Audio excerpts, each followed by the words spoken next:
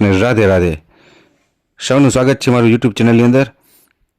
અષાઢ સુદ 11 એટલે કે દેવશયની એકાદશી.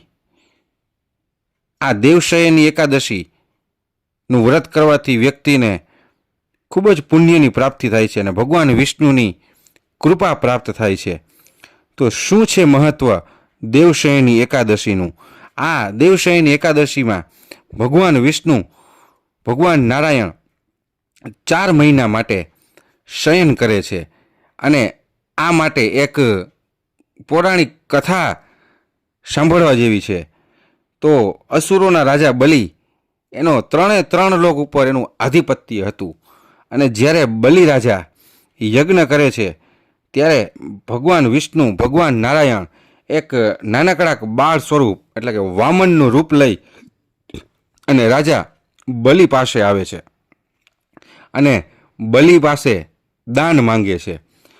તો બલિ રાજા કહે છે કે તમારે જે કોઈ પણ જોતું હોય તે આપ મને કહો. ત્યારે ભગવાન નારાયણ ફક્ત 3 કદમ 3 પગ જમીન માગે છે. તો રાજા બલિ હસે છે કે કાંઈની જગ્યાએ તમે 3 પગ જમીન માગી. તો ભગવાન નારાયણ કહે છે કે હા, મારે ફક્ત 3 પગ જ જમીન જોઈએ છીએ. ને એક પગમાં તો ભગવાન નારાયણ વિષ્ણુએ પૃથ્વી અને આકાશ અને બધી દિશાઓ માપી લીધા અને બીજા પગની અંદર સ્વર્ગલોકને માપી લીધું અને બાકી રહ્યો 3જો પગ. તો ભગવાન નારાયણ બલિરાજાને કહે છે કે હે રાજા બલિ, આ 3જો પગ હું ક્યાં મૂકું? ત્યારે બલિરાજા કહે છે કે આ 3જો પગ આપ મારા મસ્તક ઉપર મૂકો. આ વસ્તુ સાંભળતા જ ભગવાન વિષ્ણુ પ્રસન્ન થઈ ગયા અને વરદાન માગવાનું કીધું.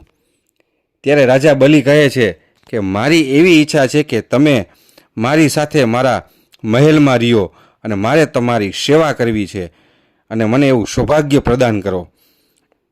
હવે આ વચન સાંભળી લક્ષ્મીજી વિચલિત થઈ ગયા અને ત્યારે શું કરે છે? ત્યારે રાજા બલિને એનો ભાઈ બનાવી અને ભગવાન વિષ્ણુને આ વચનમાંથી મુક્ત કરવાનું કહે છે.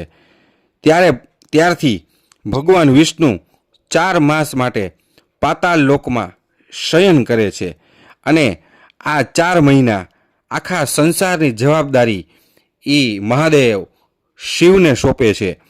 તો આ એક એનું મહત્વ છે કે ખુદ નારાયણ 4 મહિના શયન કરી અને 4 મહિનાની જે જવાબદારી છે, સંસારની જવાબદારી,